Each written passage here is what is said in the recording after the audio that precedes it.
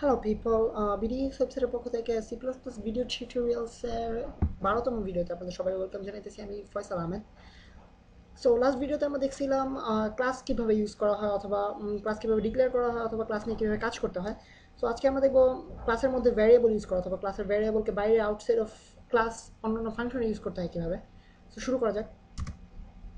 ধরা যাক আমরা একটা ক্লাস ক্রিয়েট করতে চাইতেছি, বাঙালি ক্লাস, বাঙালি নর্মাল ক্লাস সিনট্যাক্সটা লিখে রাখি যাতে আমাদের পরবর্তীতে কোনো কিছু মিস না হয়ে যায়। দেন ধরা যাক আমরা একটা ভ্যারিয়েবল ক্রিয়েট করবো ক্লাসের ভিতরে, পাবলিক স্ট্রিং টাইপ অফ একটা ভ্যারিয়েবল ক্রিয়েট করা যাক, খাওয়া। দেন আপনারা নিশ্চয়ই খুব সহজে বুঝতে পারতেছেন এটা কীভাবে করা হবে, যেহেতু আমরা আগের ভিডিওতে অলরেডি দেখেছি কীভাবে ক্লাসের ভিতরে একটা ফাংশনকে বাইরে থেকে অ্যাক্সেস করা হয়, পাবলিক ফাংশনকে। সো আমরা এখানে ঠিক নর্মালি ফাংশন যেভাবে অ্যাক্সেস করা হয় ঠিক সেভাবেই অ্যাক্সেস করতে পারবো স্ট্রিং ভ্যারিয়েবলটাকে। সো প্রথমে একটা অবজেক্ট ক্রিয়েট করতে হবে। আপনারা আগের এপিসোডে দেখেছেন কীভাবে অবজেক্ট ক্রিয়েট করতে হয়। বাঙালি স্পেস বার মাই অবজেক্ট, দেন পরবর্তী লাইনে অবজেক্টটাকে ইউজ করে আমরা ভ্যারিয়েবলটাকে অ্যাক্সেস করব, অবজেক্ট ডট সেপারেটর খাওয়া। আমরা এটা সরাসরি ভ্যালু ডিক্লেয়ার করে দিতে পারি, লাইক বিস্কুট, যদিও বাঙালির প্রধান খাওয়া বিস্কুট না। সো প্রোগ্রামটা রান করে দেখা যাক।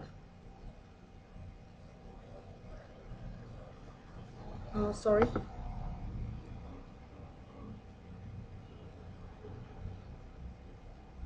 অবজেক্ট মাই অবজেক্ট ডট খাওয়া ইকুয়ালস টু বিস্কুট। সরি, আমি সি আউট করতে ভুলে গেছি, যেহেতু আমার প্রোগ্রামটাকে দেখতে হবে কি প্রোগ্রামটার মাধ্যমে আমরা কী করছি। So see out my object dot খাওয়া। সরি, আমাদেরকে অবশ্যই ডাবল কোটেশন মার্কের প্রয়োজন নেই। দেন প্রোগ্রামটা রান করে দেখা যাক।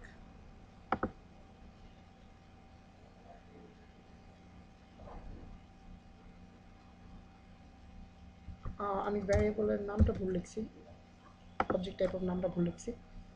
তো রান করে আমি দেখতে পাচ্ছি ক্লাসের মধ্যে আমরা ডিক্লেয়ার একটা ভ্যারিয়েবলকে বাইরে থেকে মেইন ফাংশন থেকে আমরা এর ভ্যালু ডিটারমাইন করে দিলাম এবং এটাকে আমরা সি আউট করতে পারলাম ঠিকভাবে। সো আপনারা নিশ্চয়ই ভাবতেছেন যে এটাই হচ্ছে নর্মাল ওয়ে, অথবা এভাবে সাধারণত করা হয়ে থাকে, যেহেতু এটা একটা পসিবল ওয়ে।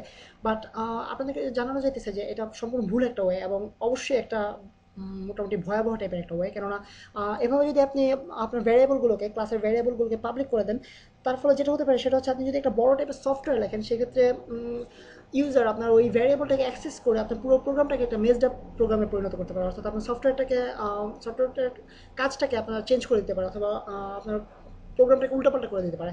সো বেসিক্যালি আমরা যেটা করবো, অর্থাৎ আমরা নর্মাল সি প্লাস প্লাস প্রোগ্রামারদের মতো চিন্তা করবো, অর্থাৎ এক্ষেত্রে আমরা অবশ্যই কোনো ভ্যারিয়েবলকে পাবলিক রাখবো না। এটা হচ্ছে আমাদের মেইন টপিক আজকের টিউটোরিয়ালের। সো আমাদেরকে দেখতে হবে যেন ক্লাসের ভ্যারিয়েবলগুলো, অর্থাৎ যেগুলো বাইরে থেকে অবশ্যই অ্যাক্সেসেবল না হয়।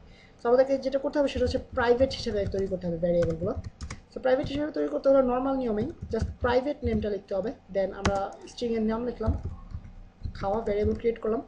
দেন সি প্লাস প্লাস প্রোগ্রামাররা যেটা করে থাকে সেটা হচ্ছে, যদি আমরা এখনও প্রোগ্রামারদের লেভেলে যাইনি, তবু আমাদেরকে চিন্তা করতে হবে প্রোগ্রামার লেভেলে। অতএব আমাদেরকে যেটা করতে হবে সেটা হচ্ছে পাবলিক টাইপ অফ একটা ফাংশন ক্রিয়েট করতে হবে, যেন ওই ফাংশনের মাধ্যমে আমি প্রাইভেট ভ্যারিয়েবলটা অ্যাক্সেস করতে পারি বাইরে থেকে অথবা ভেতর থেকে, যেখান থেকে হোক। যেহেতু আমরা জানি একই ক্লাসের ভেতরে আমরা যে কোনো ভ্যারিয়েবল অথবা ফাংশনকে আমরা একই ক্লাসের ভেতরে পাবলিক অথবা প্রাইভেটভাবে অ্যাক্সেস করতে পারি, কিন্তু ক্লাসের বাইরে অন্য কোনো ফাংশন থেকে অ্যাক্সেস করতে হলে অবশ্যই ওই ভ্যারিয়েবল অথবা ফাংশনকে পাবলিক হতে হবে।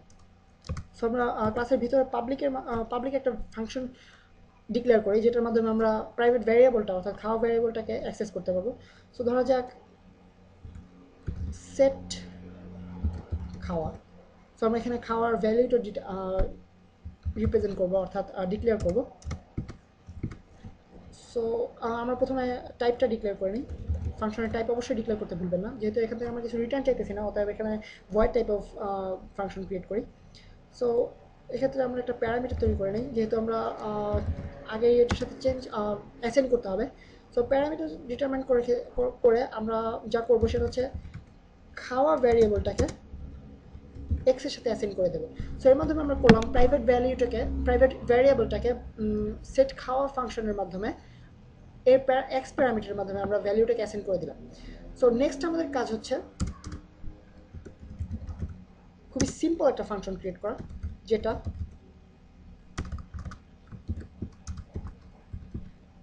খাওয়া ভ্যারিয়েবলটার এক্স ভ্যালুটা রিটার্ন করবে। সো আমাদেরকে এক্ষেত্রে করতে হবে খুবই সিম্পল একটা সিনট্যাক্স, জাস্ট রিটার্ন খাওয়া, খুবই সিম্পল। সো ক্লাসের ভিতরে আমাদের কাজ মোটামুটি এ পর্যন্তই। দেন আমাদেরকে যেটা করতে হবে সেটা হচ্ছে মেইন ফাংশনের মাধ্যমে ক্লাসটাকে অ্যাক্সেস করতে হবে, ক্লাসের ফাংশনগুলোকে অ্যাক্সেস করতে হবে যেন আমরা ভ্যারিয়েবলটাকে রিনেম করতে পারি। সো এই ক্ষেত্রে আমাদের কাজটা হচ্ছে প্রথমে একটা অবজেক্ট ক্রিয়েট করা, ক্লাস নেম অবজেক্ট ক্রিয়েট করতে হবে কীভাবে সেটা আপনাদেরকে আগের ভিডিওতে দেখানো হয়েছে।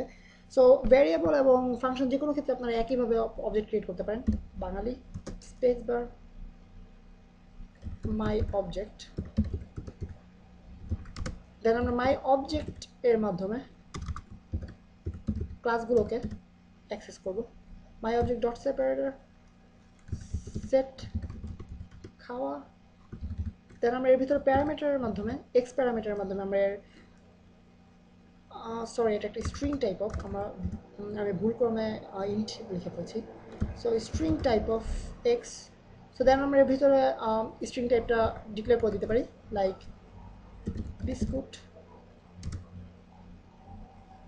দেন এটা সি আউট করতে হলে খুব সহজেই আমরা অবজেক্টটাকে ইউজ করে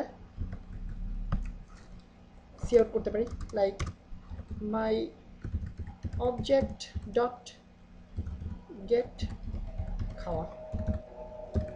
সো প্রোগ্রামটা রান করে দেখা যাক।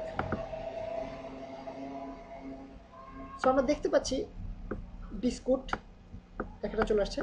সো এর মাধ্যমে আমরা দেখতে পেলাম কীভাবে বাইরে থেকে ক্লাসের মধ্যে একটা ভ্যারিয়েবল ডিক্লেয়ার করে ওই ক্লাসে ইউজকৃত ফাংশন ধরো আমরা বাইরে থেকে ওই ফাংশনের মাধ্যমে ওই ভ্যারিয়েবলটাকে চেঞ্জ করতে পারি অথবা ওই ভ্যারিয়েবলের ভ্যালু অ্যাসাইন করতে পারি।